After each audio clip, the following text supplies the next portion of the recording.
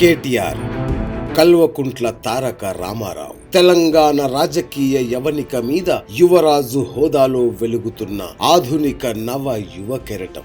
మొన్న సిరిసిల్ల నుంచి టీఆర్ఎస్ లోనే రెండో అత్యధిక మెజారిటీతో ఎమ్మెల్యేగా గెలుపు. ఇప్పుడు తెలంగాణ రాష్ట్ర సమితి వర్కింగ్ ప్రెసిడెంట్.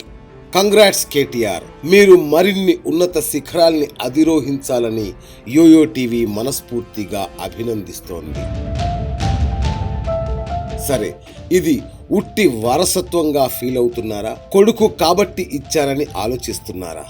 లేదు, ఈ హోదా ఆయనకు ఊరికే రాలేదు. అమెరికాలో లక్షల జీతం వదులుకొని విలాసవంతమైన జీవితం కాదనుకొని 2005లో తెలంగాణ ఉద్యమ పతాక చేబూనారు. అప్పటి నుంచి ఆయన పడని కష్టం లేదు. వారసత్వంగా ఆయన ఏదీ తీసుకోలేదు. అనేక ఉద్యమాల రాటుదేరిన తర్వాత 2009లో సిరిసిల్ల నుంచి ఎన్నికల బరిలో దిగి ఘన విజయం సాధించారు. అప్పటి నుంచి ఆయన తన తండ్రి కేసీఆర్ కు ప్రతి పనిలో చేదోడు వాదోడుగా నిలబడ్డారు. ఇచ్చిన ప్రతి టాస్క్ ను విజయవంతంగా పూర్తి చేశారు. సిరిసిల్ల నుంచి అప్రతిహతంగా గెలుస్తున్నారు. హైదరాబాద్ కార్పొరేషన్ ఎన్నికల్లో 99 డివిజన్లు గెలుచుకొని కేటీఆర్ తన నాయకత్వ ప్రతిభ నిరూపించుకున్నారు. ప్రగతి నివేదన సభను నభూతో అన్నంతగా నిర్వహించి తండ్రికి తగ్గ తనయుడిగా శభాష్ అనిపించుకున్నారు.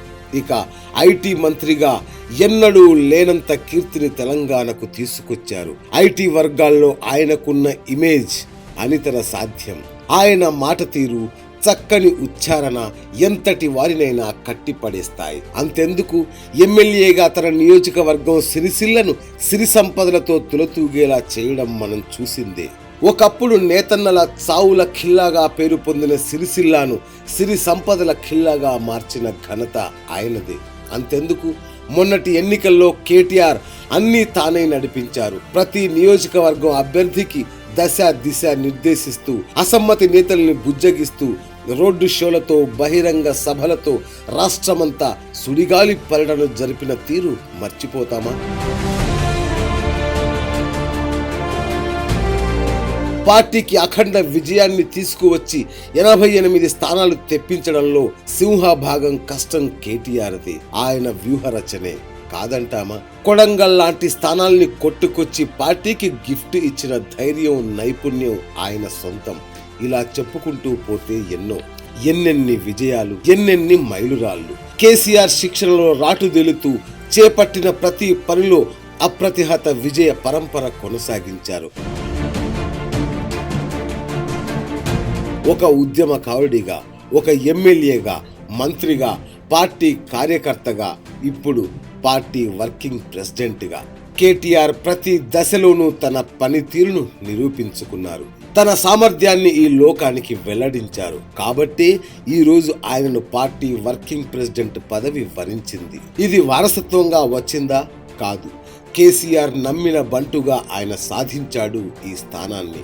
ఏ పని అప్పగించినా ఘన విజయం సాధించడం ద్వారా సాధించారు. ప్రత్యర్థి ఎంతటి వాడైనా సరే తన పదునైన మాటల తూటాలతో నిర్వీర్యం చేయగల సత్తా ఆయన సొంతం. ఈసారి టీఆర్ఎస్ అధికారంలోకి రాకుంటే నేను రాజకీయ సన్యాసం తీసుకుంటా అంటూ ప్రత్యర్థుల్ని ఎన్నికల ముందే తొడగొట్టి సవాళ్లు విసిరిన తెంపరితనం ఎవరికి సాధ్యం? సోషల్ మీడియా వేదికగా ప్రజా సమస్యల్ని ఎప్పటికప్పుడు పరిష్కరిస్తూ ఆధునిక కాలపు రాజకీయ నాయకుడిగా ఎదిగిన తీరు ఆయన్ని యూత్ కు స్టైల్ ఐకాన్ గా మార్చింది.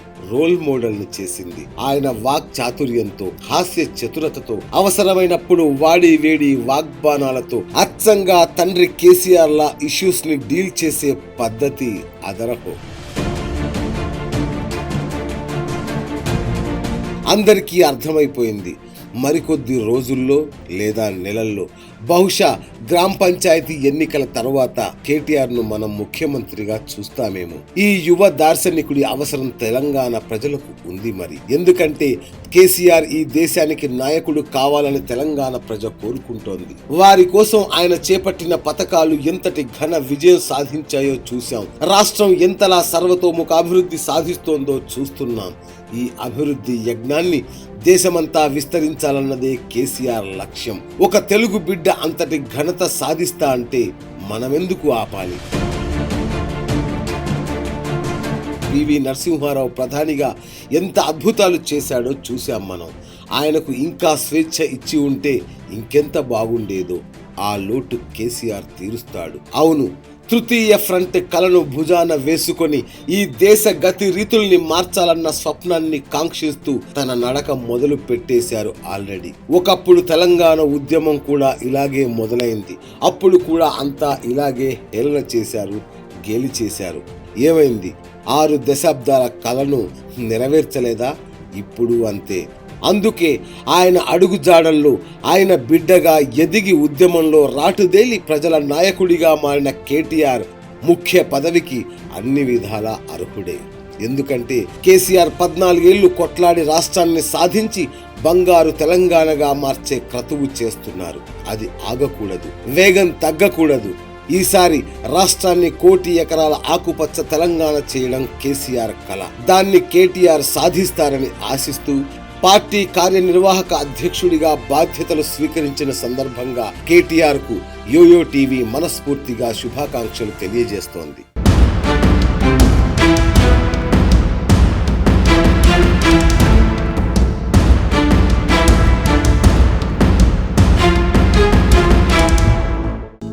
హలో, మిమ్మల్నే.